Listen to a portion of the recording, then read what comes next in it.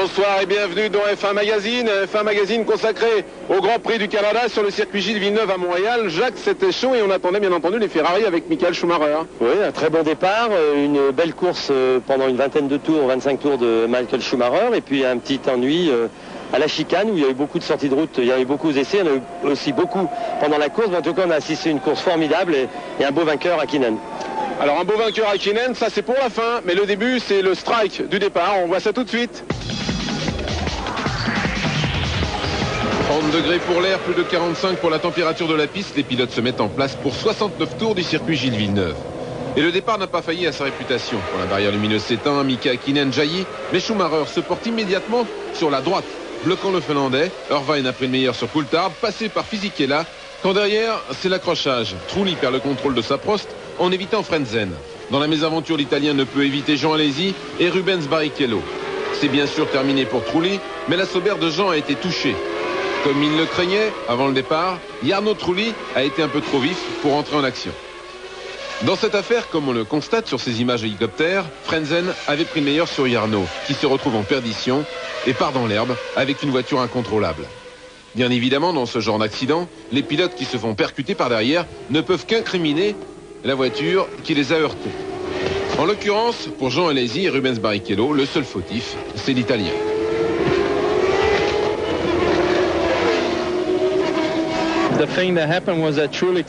Ce qui s'est passé, c'est que Trulli est venu à l'intérieur. J'avais déjà dû éviter Coulthard et j'ai senti un choc tellement fort que ça en a même arraché un bout de mon casque. Je n'ai absolument rien pu faire. On sait tous pourtant le piège du départ ici à Montréal, donc forcément, s'il y en a un qui veut doubler 7 voitures immédiatement, c'est impossible. Qu'ajouter sinon que c'est stupide. Quand vous êtes rentré au stand, la voiture était vraiment endommagée? Ouais, j'ai voulu continuer pendant quelques tours, mais ce n'était pas possible. La voiture était inconduisible, la colonne de direction et les freins étaient endommagés et elle tirait complètement à gauche. Je suis très en colère. Je vous l'avais dit avant le départ. Oui, c'est vraiment incroyable. Je veux dire, c'est des garçons, ils n'ont rien dans la tête. Un Grand Prix, c'est 2 heures. Voilà. Maintenant, qu'est-ce qu'on fait là? Lui, comme un imbécile, il est sur le bord de la piste, il regarde le Grand Prix. Et moi, je suis comme un idiot aussi. C'est pas normal. J'espère qu'il va être sanctionné. S'il n'est pas sanctionné, vraiment, j'arrête de courir. On ne peut pas courir. C'est n'importe quoi. C'est n'importe quoi. La voiture de sécurité est rentrée en piste pour permettre l'évacuation de la Prost et de la Sauber. Du coup, c'est le regroupement derrière Michael Schumacher. Pendant ce temps-là, Jean Alesi s'est rendu dans le stand Prost pour avoir une explication sur le comportement de Jarno Trulli, qu'il juge suicidaire.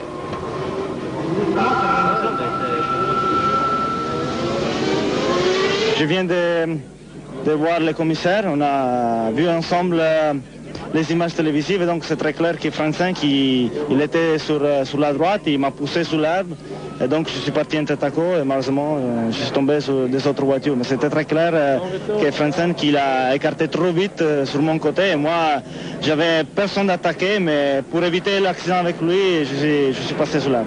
Vous êtes passé sur l'herbe, mais il y a des gens qui disent que depuis le début de saison, vous avez eu quand même beaucoup d'accrochages. Je pense pas plus que les autres, surtout les autres qui parlent. Mais non, les accrochages, j'en ai vu un, plus là au départ. Et donc, dans le départ, ça peut souvent venir parce qu'ils sont les courses. Et surtout, les accrochages, ils viennent quand il est derrière avec beaucoup de monde qui essaient toujours de passer, de doubler. Et beaucoup de monde. Ils sont pleins que dans la Formule 1, il n'a pas de show. Donc, pour avoir du show, pour avoir du doublage, il faut prendre des risques. Et ça, c'est ce que je fais. Est-ce que tu as vu Jean Alesi? Non, pas encore. Je laisse calmer parce que, tu sais, des fois, il est très en colère. Mais j'espère de clarifier tout bientôt. Alexander Wurz est au stand. C'est l'abandon. Un arbre de transmission a cassé. Pourtant, je n'ai heurté personne et aucun pilote ne m'a touché non plus. C'est un des mystères de la mécanique. Décidément, le Canada ne vous réussit pas. C'est vrai que l'année dernière, le premier départ était spectaculaire, mais j'avais tout de même fini 4e et pris des points. Cette année, j'abandonne immédiatement.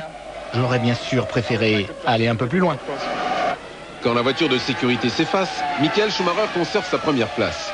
Mika Hakkinen est suivi par Eddie Irvine, Fisichella et David Coulthard qui va tenter de prendre l'avantage sur la Benetton. Frentzen, lui, pointe en 6e position.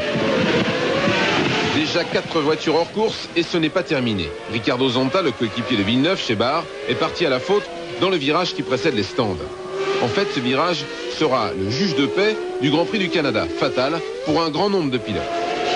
Je tenais bien le rythme derrière Damon Hill et dans la chicane, je suis parti en survirage directement dans le mur.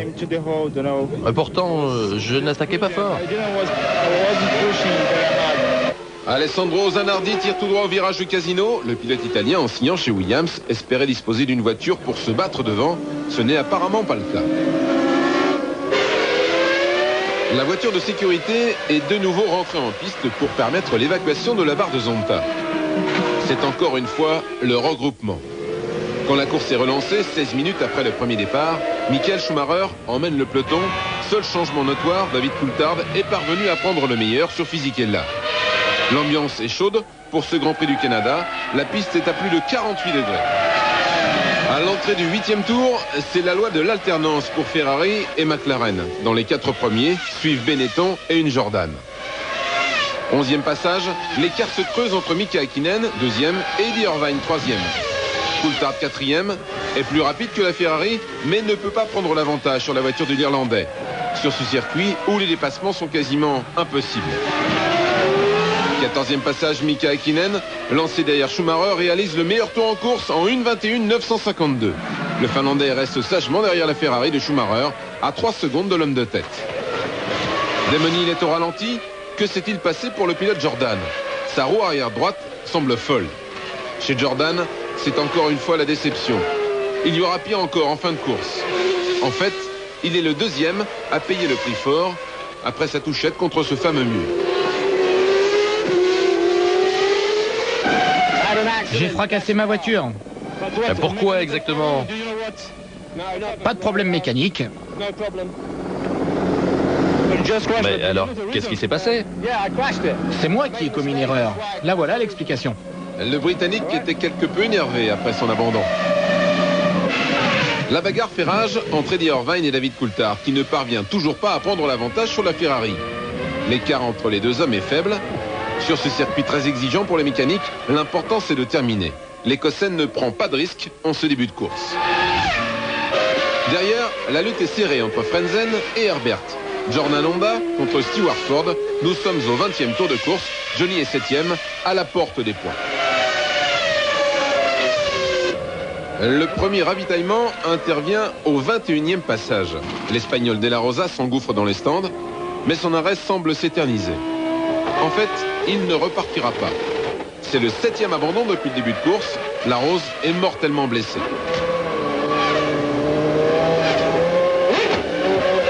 On ne sait pas exactement encore si c'est la boîte de vitesse ou autre chose qui a cassé au moment du ravitaillement. C'est dommage car je me comportais bien.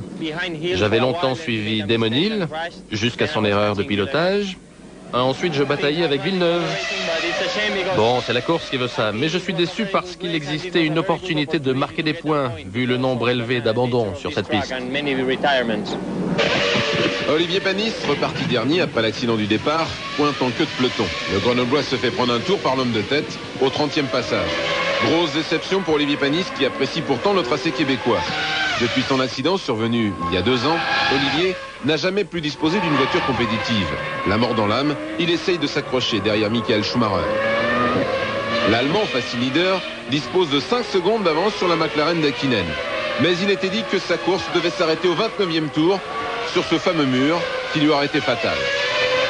En fait, Schumacher, qui avait embarqué moins d'essence que les McLaren, voulait sans doute accentuer son avance, sachant qu'il allait perdre quelques secondes précieuses au ravitaillement. Une tactique qui n'a pas payé.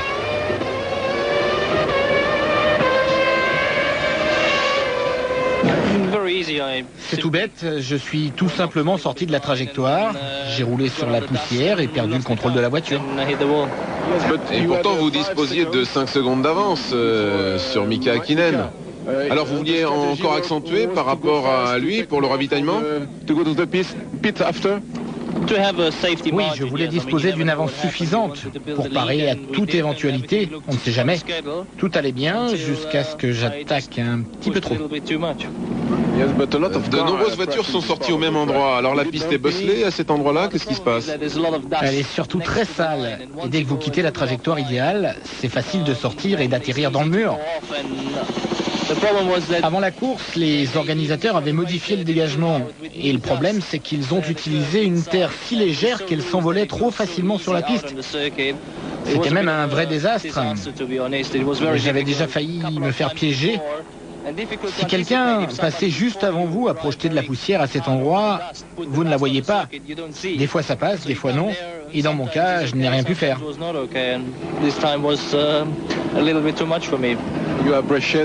appréciez le prochain Grand Prix à Magny-Cours? Oui, j'ai bien l'intention d'y retourner la situation. Certes, il faut évacuer rapidement les voitures accidentées, mais la grue avec la Ferrari désarticulée, suspendue, est passée juste au-dessus de Panis et d'Hakkinen. Le Finlandais a roulé sur des débris, une situation dangereuse. À l'entrée du 30e tour, on note déjà 8 abandons et le cap de la mi-course n'est pas encore passé. Mika Hakkinen, en tête du Grand Prix du Canada, va prendre un tour à Olivier Panis. Le Grenoblois sera longtemps détenteur de la vitesse de pointe la plus rapide, avec 326 km/h. 13 km/h, plus vite qu'Eddie Irvine. Avoir une voiture rapide, en vitesse de pointe, est une satisfaction. Mais l'idéal, c'est de posséder une voiture rapide aux bonnes accélérations pour dépasser. Apparemment, ce n'était pas le cas pour Olivier, qui ne parviendra pas à prendre l'avantage sur la modeste Minardi de Luca Badoer, comme on le constate ici. Olivier se porte à la hauteur de l'Italien. On croit qu'il va pouvoir le déborder, mais Badoer va conserver l'avantage au freinage.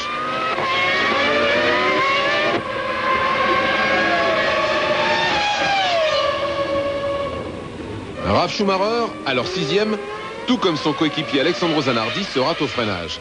Mais le rescapé de la famille, Schumacher, parviendra à reprendre la piste, sa Williams, n'ayant pas été endommagé dans la manœuvre. Alors 8e, Jacques Villeneuve se fait piéger par ce fameux mur.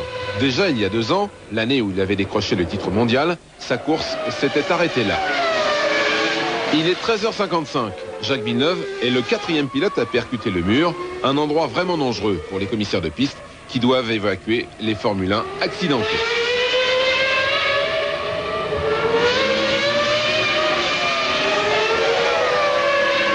Je suis en train un petit peu trouver dans le virage, un peu large, et il y a beaucoup de terre dans ce virage-là, et là, l'arrière a glissé, c'est tout. Est-ce que tu mets une course à ton dos jusque-là? J'essaie de sauver les freins.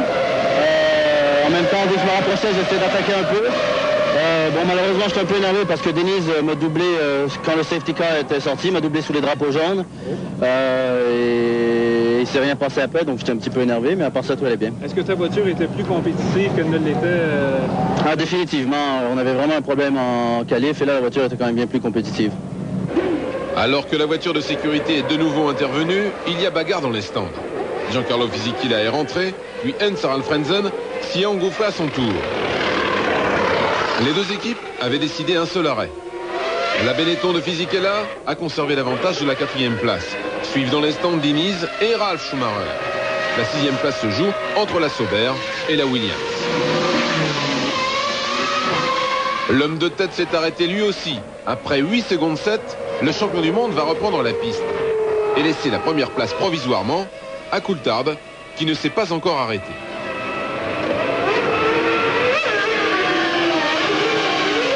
Eddie Irvine, qui est désormais le seul pilote à porter les espoirs de la Scuderia, rentre à son tour. 12 secondes 3 seront nécessaires pour le ravitaillement. Comme quoi les Ferrari étaient partis avec moins d'essence que la McLaren d'Hakkinen.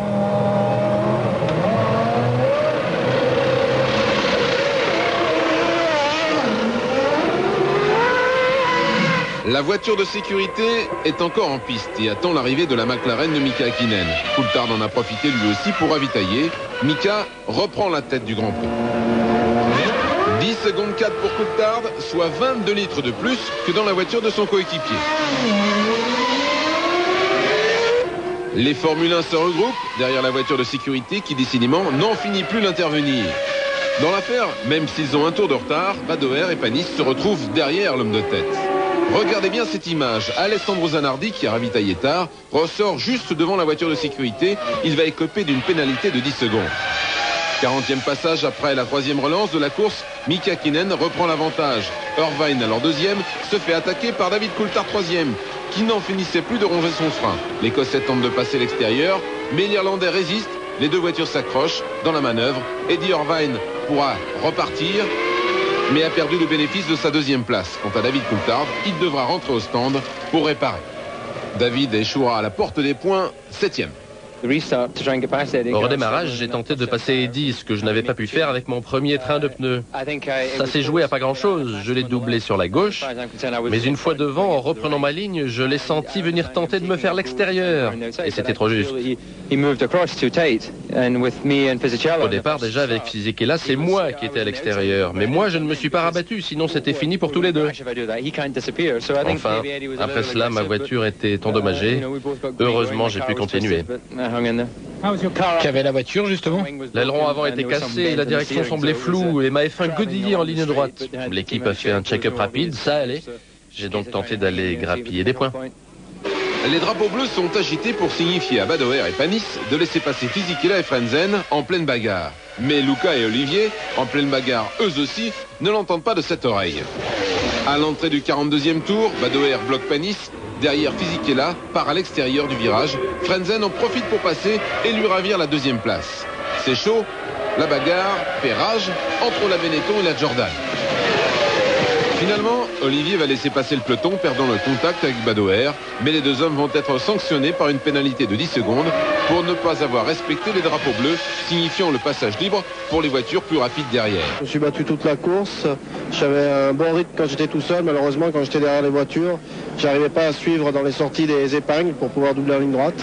Donc c'est un peu frustrant, mais l'essentiel pour moi, c'était de finir la course. C'était très important pour la suite de la saison et puis aussi pour féliciter un peu tous les mécaniciens du travail qu'ils font, malgré tout, parce qu'ils m'ont donné une voiture fiable qui pouvait me permettre de faire une bonne course. J'ai fait ce que j'avais à faire. Concernant votre bagarre avec Badoer et le penalty. Le penalty, je pense, bon, je ne vais pas critiquer parce que vu le Pesca, on était derrière Hakkinen tous les deux et toutes les voitures étaient derrière nous, on se battait tous les deux. Bon, les autres n'étaient pas beaucoup plus rapides que nous, donc bon, après Alain m'a appelé à la radio pour laisser passer tout le monde. Mais bon, ça fait beaucoup de mal de laisser passer les voitures, mais c'était logique, donc j'ai rien à dire là-dessus. Pour nous, ça a été une très très bonne course. Mais ma pénalité est injustifiée car je n'ai retardé personne. Panis était derrière moi et on se bagarrait. C'est tout. Il ne faut pas exagérer avec cette histoire des drapeaux bleus parce qu'il y a des courses dans la course, et en particulier Luca avait sa bataille avec Olivier et c'est pas juste qu'ils ont été pénalisés parce qu'ils faisaient leur course et lui il n'avait rien à faire. Tant que les autres étaient derrière Olivier, lui il ne pouvait pas se déplacer pour faire passer. Alessandro Zanardi tire tout droit. Badoer l'évite de justesse. L'Italien va abandonner un peu plus tard. Les Grands Prix se succèdent et se ressemblent pour Alessandro Zanardi qui avait de gros espoirs en début de saison en signant chez Williams. Malheureusement pour moi, c'est pas bien passé, encore une fois. J'ai eu beaucoup de problèmes. Le dernier, je pense, c'était avec la transmission, c'était terminal pour moi. J'ai eu un problème avec le réglage des freins qui s'est cassé. Encore une fois, une chose incroyable. Il me semble que je ne conduis pas pour Williams, je conduis pour quelqu'un d'autre. Alors justement, comment est-ce qu'on peut expliquer ça? Il n'y a pas d'explication. Le 54e tour, c'est chaud entre Eddie Irvine et Johnny Herbert. L'Irlandais est finalement parvenu à prendre l'avantage sur la Stewart Ford dans une manœuvre quelque peu optimiste. Les deux voitures tirent tout droit, l'Irlandais contrôle parfaitement une glissade. Eddie Irvine est littéralement déchaîné depuis son accrochage avec Coulthard. Sur ces images ralenties, on constate bien que les deux pilotes ont carrément coupé le virage.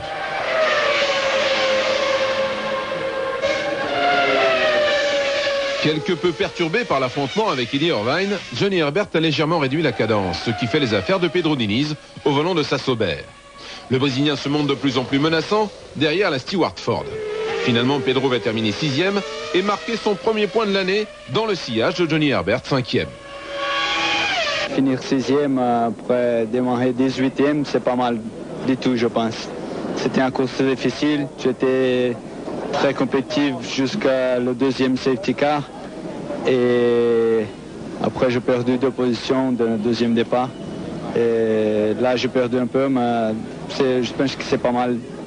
Faire marquer un point, c'est un bon début. À la fin, vous avez encore un peu de pression quand Irvine était derrière vous? Oui, pas mal de pression. Et Ivan m'a doublé quand il y avait un retardataire avec le drapeau bleu. C'était pas très très bien, mais ça va. Alors pour vous c'est important de marquer un point, surtout sur un circuit difficile. Oui, c'est vrai que c'était une course très difficile, mais on était compétitifs toute la course, avec les temps très réguliers, et je pense que ça c'était très important. C'est un bon résultat et je suis content pour mes mécaniciens. Enfin, je termine, qui plus est dans les points, pour l'anniversaire de Jackie et au moment où Ford achète Stewart Grand Prix. Ça a été un bon week-end. Johnny, expliquez-nous un peu votre bagarre avec Eddie Irvine. Eddie Irvine, Bonifacio. Oh, ça a été très correct avec Eddie, qui était bien plus rapide que moi aux endroits cruciaux, ceux où l'on peut dépasser. Je sentais qu'il préparait quelque chose à la chicane. Mais j'imaginais qu'il n'était pas assez près sur ce coup-là. En conséquence, il a mal pris le virage et j'ai dû en faire autant pour l'éviter. Alors on s'est retrouvés côte à côte et ça s'est passé si vite. Heureusement qu'on ne s'est pas touché et qu'on a pu continuer. Eddie Irvine de plus en plus menaçant et remonte 1 à 1 ses adversaires. Après Johnny Herbert, il s'attaque à Ralf Schumacher qui n'est pas en mesure de résister. Ralf s'incline et se contentera de la 4e place.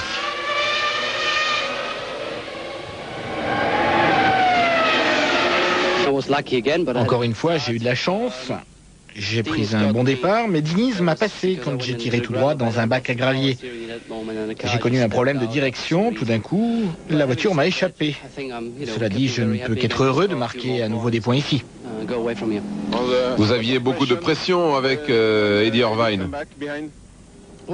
J'ai fait tout ce que j'ai pu, mais il n'y avait aucun moyen de lui résister. Il existe un gros écart entre la Williams et la Ferrari. Oui, particulièrement en vitesse de pointe, la Ferrari est clairement la meilleure voiture actuellement. Il était impossible de la contenir. Au 61e passage, Eddie Irvine s'offre le record du tour. Il n'est plus qu'à 10 secondes de Fisichella, alors 3e, lancé à la poursuite d'Enzer Frentzen. Le classement semble figé. Enzer Frentzen a la piste libre devant lui. Hakkinen est devant, à 5 secondes. Mais au 65e passage, la Jordan d'Enzer Frentzen sort brutalement de la piste. Enzer est KO. Il sera évacué à l'hôpital de Montréal, souffrant de la cage thoracique. Mais finalement, 1 heure plus tard, les nouvelles étaient rassurantes. L'Allemand n'a été que choqué dans le crash. Il n'a pas commis d'erreur, sa sortie de piste est due à une casse mécanique. Une fois encore, la voiture de sécurité est intervenue. C'est ce qui s'est passé, le frein avant droit a explosé. Le gauche était limite, mais bon, il a usé un petit peu plus le disque avant droit, donc il a explosé en premier à l'entrée d'une grande courbe, donc ça pardonne pas. Mais bon, il a eu beaucoup de chance parce qu'au départ, bon, quand à 3 tours de l'arrivée, il était 2e, donc on était vraiment déçus. Et puis après, quand on a vu qu'il bougeait pas dans la voiture, là, on s'est fait du souci. Et puis en fait, c'est parce la course était très fatigante pour lui et après le choc, il pouvait pas bouger. Mais bon, apparemment, là, tout est bien. Il est en examen à l'hôpital, mais il n'y a pas de problème majeur. Il y a une explication à l'usure différente de disque à droite par rapport à gauche? Non, à la limite, c'était à une histoire de 3 ou 4 tours de plus ou de moins. Donc le disque avant gauche aurait cassé 3 tours après. Donc on était limite en frein. On avait des grosses écopes, mais ici, ça use énormément les freins. Et puis, bon, pourtant, c'était des disques neufs au début de la course, mais bon, limite, quoi. Avec la voiture de sécurité toujours en piste, le classement est figé et restera inchangé jusqu'à l'arrivée. Hakkinen devance Fisichella et Eddie Irvine. Après son accrochage avec Coulthard, Irvine a fait une superbe remontée et sauve les meubles en décrochant une belle 3e place. Avec ce résultat, le second couteau de la Scuderia conserve sa 3e position au championnat du monde à seulement 5 points de Schumacher, son coéquipier. En début de course, je ménageais mes freins. Et quand Michael est sorti, j'ai lancé l'attaque. Mais il y a eu la voiture de sécurité, puis l'accrochage avec Coulthard. Alors je me suis lancé dans une folle remontée et c'était vraiment super de piloter comme ça. Et pas de problème après votre accrochage avec Coulthard? Non, j'ai vérifié que la direction répondait, j'ai nettoyé mes pneus et je suis parti à l'abordage. Et à la fin, vous avez poussé fort avec Diniz, Herbert? Ah ouais, c'était fantastique. Surtout de monter sur le podium après une telle course. Un Grand Prix décevant pour Ferrari, dans la mesure où au lieu de pouvoir terminer 1er et 3e, on termine 3e avec Eddie. Donc c'est évidemment décevant. Il faut voir aussi les côtés plus positifs avec une voiture qui a été probablement la plus performante de l'ensemble du plateau pendant ce week-end. Donc on a loupé une belle occasion ici. J'espère qu'on pourra se récupérer dans 15 jours à Manicourt. En raison de l'évacuation d'Enser Alfrensen vers l'hôpital, la voiture de sécurité est restée en piste jusqu'au baisser du drapeau à damier, une première en Formule 1. Montréal marque aussi le retour en forme des Benetton Supertech. En terminant deuxième, Giancarlo Fisichella monte pour la 3e fois en 3 participations au Grand Prix du Canada sur le podium, comme quoi les pilotes peuvent apprécier certains tracés tout particulièrement. Une grande course, un grand résultat, un grand jour en quelque sorte. Je suis très heureux, notamment parce que notre voiture a retrouvé sa compétitivité. Aujourd'hui, juste derrière McLaren et Ferrari, on revient au meilleur niveau. J'ai pris un très bon départ, disputé une course fantastique, difficile notamment au début avec le réservoir d'essence plein à ras-bord. La voiture sous-virait et après, ça allait très bien. Mika Häkkinen, depuis ses débuts en Formule 1, n'avait jamais rencontré le succès sur le circuit Gilles Villeneuve. Son meilleur résultat, c'était une 5e place. Avec cette victoire et la malchance de Schumacher, le Finlandais a repris la tête du classement provisoire du championnat du monde et permet ainsi à McLaren de renouer avec la victoire à Montréal. L'équipe de Ron Dennis ne s'était plus imposée depuis 1992 avec Berger. Eh bien, voilà une excellente course. Je ne peux que me réjouir de la façon dont les choses se sont passées. En début de Grand Prix, je n'attaquais pas trop pour ménager la voiture, en particulier les freins. Et je suivais tranquillement le rythme de Schumacher. J'attendais que des événements se produisent. Je sentais qu'il allait se passer quelque chose. Et j'ai vu Michael dehors, sans trop savoir ce qui lui était arrivé. Mais enfin, ça m'arrangeait bien. C'est la course. Et voilà, j'ai gagné. C'est super.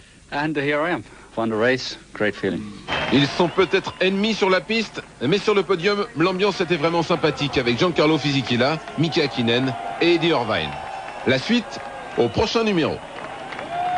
Première victoire à Montréal, la 12e de sa carrière. Mika Häkkinen devance à l'arrivée Giancarlo Fisichella, Eddie Irvine et Ralf Schumacher. À noter les premiers points obtenus cette saison par Johnny Herbert et Pedro Diniz, alors qu'Olivier Panis ne termine que 9e. 11 pilotes ont été classés, dont le pauvre Frenzen. Au championnat du monde des pilotes, Häkkinen s'installe en tête, 4 points devant Schumacher. Irvine 3e, à 9 points, reste au contact. Derrière les 3 leaders, grosse bagarre pour la 4e place entre Frenzen, Fisichella, Coulthard et Ralf Schumacher. 16 pilotes ont inscrit des points en 6 Grands Prix, dont les Français Panis et Alesi.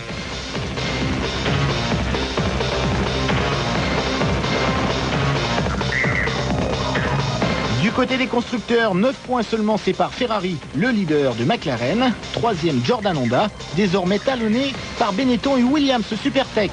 Quant à Prost Peugeot, l'équipe française occupe toujours la 7e place avec 2 points. Tout de suite, on retrouve Jacques Lafitte et Yves Géniès pour l'analyse de ce Grand Prix. On a assisté à quelque chose de fort bien. Enfin, moi, je me suis régalé pendant 1h30, 1h40. Et je crois qu'on a vu des choses très intéressantes. On a vu des seconds couteaux, en tout cas des écuries moins huppées que McLaren et Ferrari être là aux avant-postes. Ce fut un beau Grand Prix avec des belles passations, que ce soit Ralf Schumacher, que ce soit Pedro Diniz, que ce soit Johnny Herbert aussi qui marque ses premiers points. Johnny Herbert, c'est sympa pour lui. Je veux dire, ce genre de course, ça donne beaucoup de satisfaction à des gens qui les méritent et pour moi ça me ravit. On attendait plus de casses, plus de problèmes. En fait, finalement, il n'y en a pas eu de trop. Oui, enfin, il n'y a pas eu trop de problèmes de moteur. Il y a eu des problèmes de frein pour Frenzen certainement, donc un petit problème quand même. Mais c'est vrai qu'il y a eu quand même beaucoup de problèmes sur la piste, hein, des sorties de route violentes, un Grand Prix difficile pour beaucoup d'écuries. Sortie vraiment très spectaculaire, mais tant mieux pour nous. Il y a un peu plus de voitures que d'habitude à l'arrivée, mais guère plus, hein, je vous signale. Mais bon, on a assisté à un beau Grand Prix dans un pays merveilleux où il y a un public très chaleureux et très sympa. Alors dans 15 jours, il y aura aussi un public très chaleureux puisque nous serons à Magny-Cours pour le Grand Prix de France de Formule 1. Là, ça va chauffer aussi. Oui, j'espère qu'il va faire beau. On va avoir Schumacher aime beaucoup Magny-Cours, Häkkinen aussi, donc il y aura certainement encore une très jolie bagarre. Et on espère que Prost Peugeot aura une meilleure prestation, tout comme Jean Alesi, qui méritait beaucoup mieux. Il était très déterminé, pas de problème de frein aux essais. Je l'ai vu hier soir, il a 35 ans au jour hier. Il était très heureux, sa voiture était parfaitement équilibrée. Il craignait beaucoup Trulli et manque de peau. Quand on craint les choses, ça arrive. Mais je souhaite à Jean beaucoup de plaisir à Magny-Cours. Ça sera un peu plus difficile pour lui, mais il a fait beaucoup de... J'ai cru qu'il faisait les 24 heures du Mans ici, tellement il roulait. Ok. Voilà. Bon, merci Jacques pour cette analyse. Ouais. Quant à nous, eh bien, on se retrouve dans 15 jours à Magny-Cours. Auparavant, les pilotes ont rendez-vous à Magny-Cours.